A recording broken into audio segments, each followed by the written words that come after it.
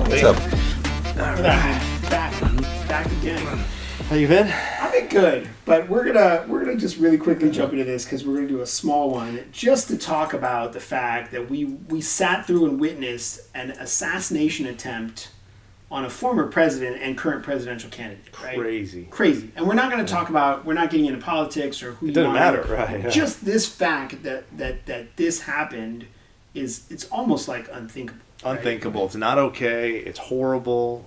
It's embarrassing. Right. It's awful. You're talking about maybe 4 or 5 presidents in history have been assassinated, right? Out of almost 50. Okay, so just that sheer numbers is kind of crazy. The last attempt was in 1984, so we're talking 40 years ago. The last successful one was in the 60s, 63, right? Kennedy. Right. So crazy. Like what happened to him from 0 to 20? To get him here to think, hey, I don't like this guy, or for whatever reason, I want to take him out with a bullet. I believe the last reports also mentioned that he didn't just he arrived at the scene not just with the rifle, but I guess explosives, and the car was rigged and all these other things. Crazy.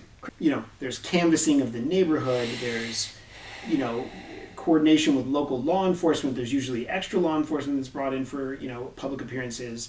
There's they consult with snipers and other shooters about angles and locations, and they're supposed to check all this stuff in advance, and this guy was basically right across the street, 140 yards away. How do they not check the top of a building?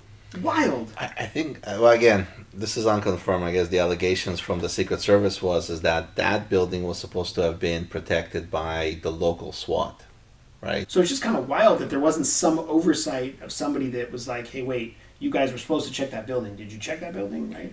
Actually, there's a video, I don't know if you've seen, but there's a video with one of the bystanders, and it actually shows for a period of a few minutes where the bystanders see him climb to the roof. I saw that. Yeah. Right? And jump from roof to roof to roof, and they're all screaming and yelling, hey, there's a shooter out there. Do you think now Donald Trump can sue the Secret Service? Do you think the people who participated and were there can sue the Secret Service? I mean, this is a really good question, right? Trump's in a weird position because he still gets protection from these guys. Yeah. If he wins the election, he gets a lot of protection from these guys. Even if he doesn't, he still has protection from these guys for the rest of his life. So, right. It's a weird thing. Can you sue them? Right.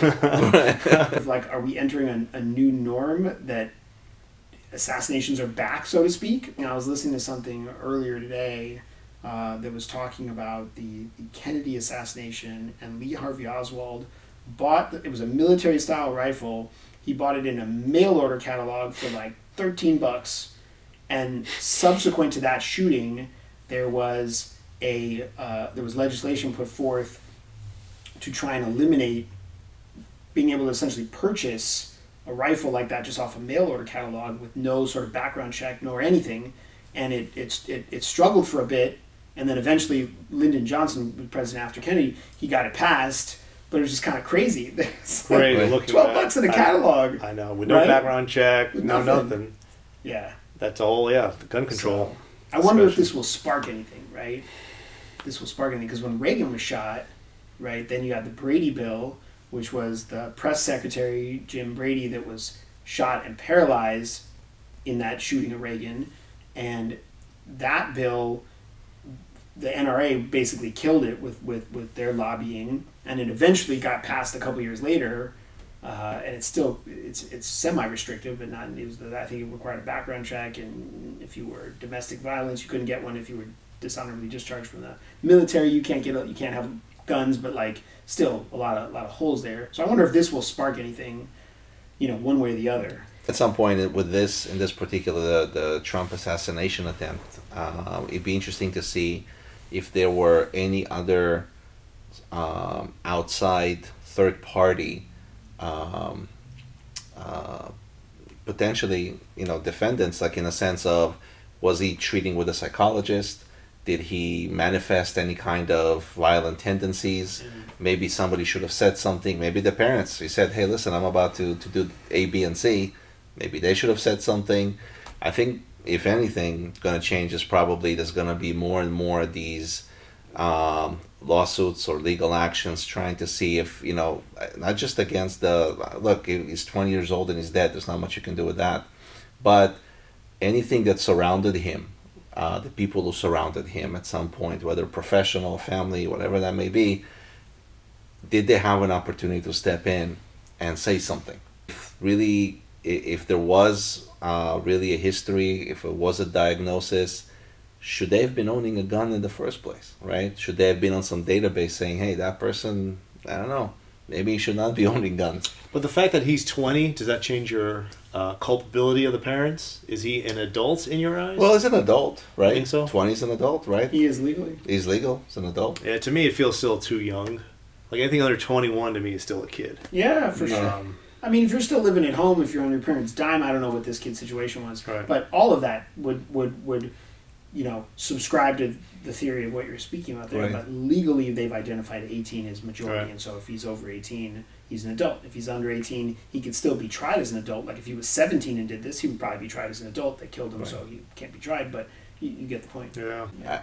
I think where it actually really came to light was Parkland. Yeah. Because Parkland, it was literally started from teachers, other parents, other students' parents, school psychologists, and all the surrounding social workers that help kids, school administration, principals, local police, FBI. I mean, there literally was about everybody were involved in some kind of warning or some kind of capacity throughout his lifetime. Yeah. Some warning signs somewhere along the lines for all of these different organizations, and at no point in time did anybody stop and say, hey, maybe that guy should not be able to buy a gun. Maybe we should take a look at him. Unfortunate. Yep. Yeah. Well, gun violence is nothing new here, and we Unfortunately. we hope every time it's the last time. I hope that we're not sitting through another discussion on a presidential assassination or anything else like that. But we'll see. I guess. Yeah. Cool. All right, guys. All right. I know. Yeah. I know. That's it. That's it.